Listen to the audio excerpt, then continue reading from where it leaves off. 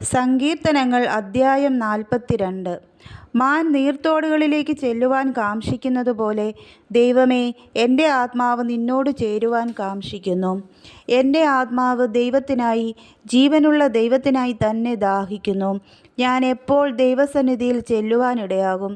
നിന്റെ ദൈവം എവിടെയെന്ന് അവർ എന്നോട് നിത്യം പറയുന്നതുകൊണ്ട് എൻ്റെ കണ്ണുനീർ രാവും പകലും എൻ്റെ ആഹാരമായി തീർന്നിരിക്കുന്നു.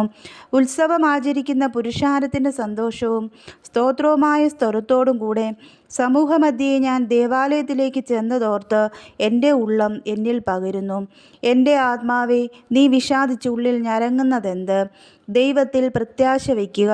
അവൻ എൻ്റെ മുഖപ്രകാശകരക്ഷയും എൻ്റെ ദൈവവുമാവുന്നു എന്നിങ്ങനെ ഞാൻ ഇനിയും അവനെ സ്തുതിക്കും. എൻ്റെ ദൈവമേ, എൻ്റെ ആത്മാവ് എന്നിൽ വിഷാദിച്ചിരിക്കുന്നു.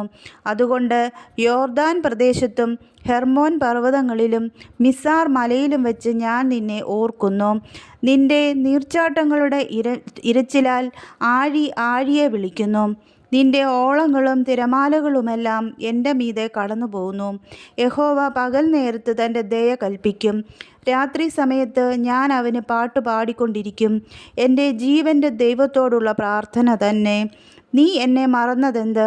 ശത്രുവിൻ്റെ ഉപദ്രവം ഹേതുവായി ഞാൻ ദുഃഖിച്ച് നടക്കേണ്ടി വന്നതുമെന്ത് എന്ന് ഞാൻ എൻ്റെ പാറയായ ദൈവത്തോട് പറയും.